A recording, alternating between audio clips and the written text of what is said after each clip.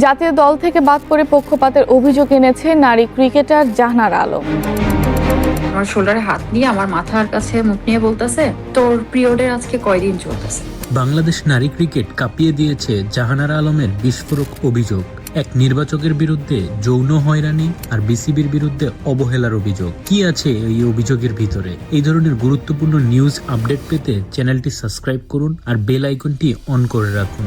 বাংলাদেশ নারী ক্রিকেট দলের সাবেক পেসার জাহানারা আলম করেছেন গুরুতর যৌন হয়রানির অভিযোগ। টার্গেট করা হয়েছে সাবেক নির্বাচক মঞ্জুরুল ইসলাম মঞ্জুকে। বিসিবি ইতিমধ্যে গঠন করেছে তদন্ত কমিটি। বাংলাদেশ নারী ক্রিকেটের পরিচিত মুখ জাহানারা আলম, কিন্তু এবার আলোচনায় তার পারফরমেন্স নয়, অভিযোগের ঝড়। এক ইউটিউব সাক্ষাৎকারে জাহানারা সরাসরি অভিযোগ করে বলেন, নারী দলের সাবেক নির্বাচক মঞ্জুরুল ইসলাম মঞ্জু তাকে যৌনভাবে হয়রানি করেছেন।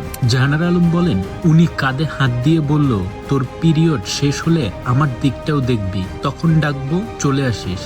তবে এখানেই শেষ নয়। জাহানারা অভিযোগ করেন, শুধু কর্মকর্তাই নয়, সতীর্থ খেলোয়াড়দের আচরণও তার ক্যারিয়ার ধ্বংসে ভূমিকা রেখেছে। জাহানারা বলেন, আমি জ্যোতিকে কোনো দিন মাফ করব না, আরো কয়েকজন প্লেয়ারও আছে, তাদেরকেও মাফ করব না।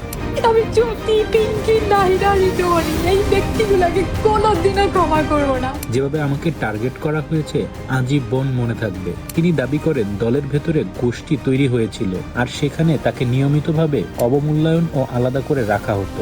জাহানারা আরো অভিযোগ করেন, বিসিবি নারী উইং এর সাবেক প্রধান নাদেলকে বারবার জানিয়েও কোনো কার্যকর পদক্ষেপ পাননি। এছাড়া প্রয়াত কর্মকর্তা তৌহিদ মাহমুদ এর বিরুদ্ধেও অনৈতিক প্রস্তাবের অভিযোগ উঠে। অভিযোগ প্রকাশের ঘণ্টা কয়েকের মধ্যেই নড়েচড়ে বসে বিসিবি। একটি তদন্ত কমিটি গঠন করা হয়েছে, যারা 15 কার্যদিবসের মধ্যে প্রতিবেদন জমা দেবে। ক্রিকেটার্স অ্যাসোসিয়েশন কোয়াব জাহানারার পাশে দাঁড়িয়ে বলেছে, কেউ দায়ী হলে দ্রুত ও উদাহরণযোগ্য শাস্তি চাই।